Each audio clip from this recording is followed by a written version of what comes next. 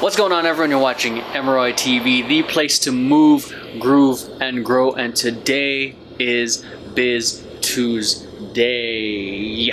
So, so if it's your first time watching the channel, every Tuesday I share with you guys social media marketing strategies that me and my company at Vision Paradox are implementing with our clients, and sharing those strategies with you so you guys can grow your small business, personal brand, tech startup, whatever it is that you're trying to build. Today I want to talk to you guys about clarity and how that's going to give you the focus that you need so you can get the strategies and the right tactics when it comes time to execute. Because without clarity, I think you're just going to end up going all over the place. The arrow is only as effective as the target's gonna hit. If there's no objective, then what's the point? Here are the three things that I want you to get clear on, that I want you to define with your social media marketing. First off, define why you want to be on social media to begin with. I mean, why? Really?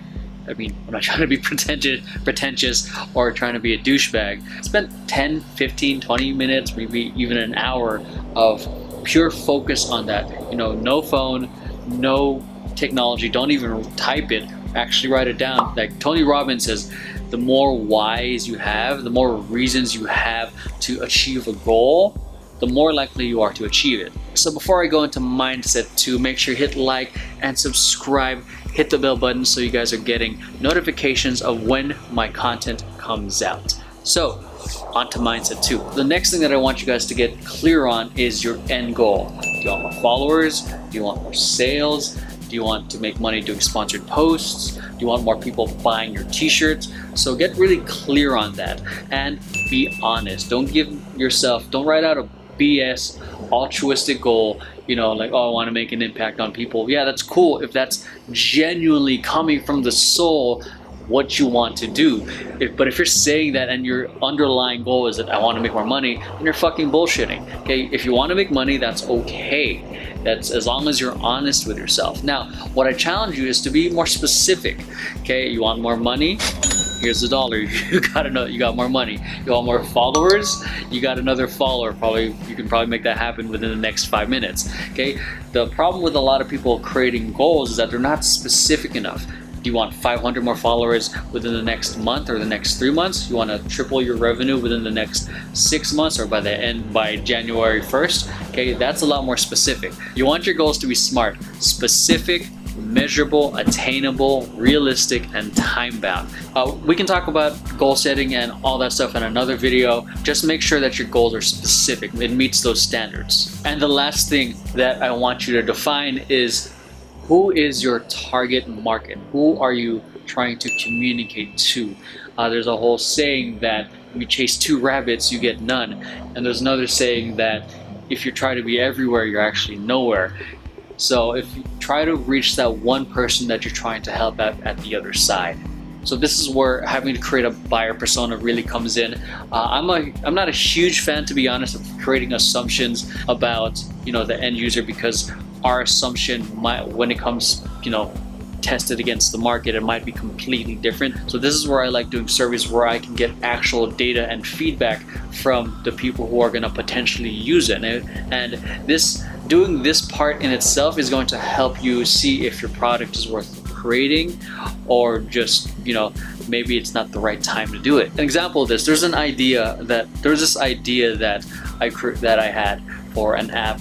This app that I'm creating is something that I know I definitely use, but before I even went into trying to promote it or even create it or put it into development, I wanted to see, is there a need, and who is it that's most likely going to buy this? Because the potential for this app wasn't just for dancers. There was also cheerleaders and marching bands, probably even more if I put more research into it. But my primary people that I wanted to market to was dancers. So what I did, Facebook messaged a boatload of people a concept that shows the idea, because that shows the idea that I'm aiming to execute, and then having them fill out a survey.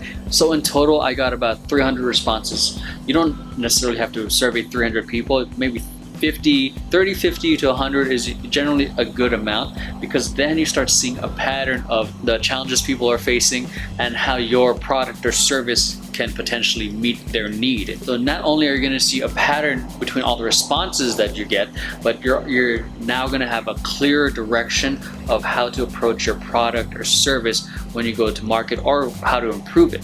Ideally, when you start creating content or when you start marketing your services and start doing advertising and all that, you want to know the problem so well. You want them to say like, God, Sarah, Evan, Gary, it's almost like you're reading my mind. You want to have that effect. You want to understand and know the problem way better than the consumer themselves. So these three things are intended to give you clarity, so that way you guys have direction when it comes to executing your plan. And I know it does involve actual writing and kind of researching, which is not always the fun part, but there's a saying that goes, make the work hard now so it's easier later. For dance, if you don't know or meeting me for the first time, I'm a professional dancer. When I'm dancing, we want to make rehearsals tough, like not intentionally like give each other a hard time and like hate life, but you want to put maximum effort into these things, so when it comes to be on stage, when it comes time to perform, it's easy. When it comes time to perform, it shouldn't be hard.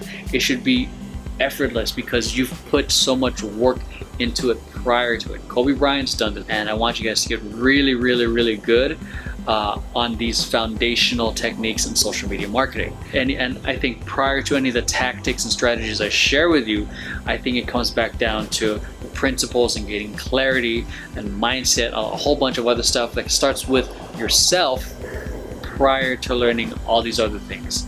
That's it. Hope you guys enjoyed today's video. If you guys got any questions, feel free to leave me a comment. If you guys like this video, make sure you hit like, subscribe, and share this with friends.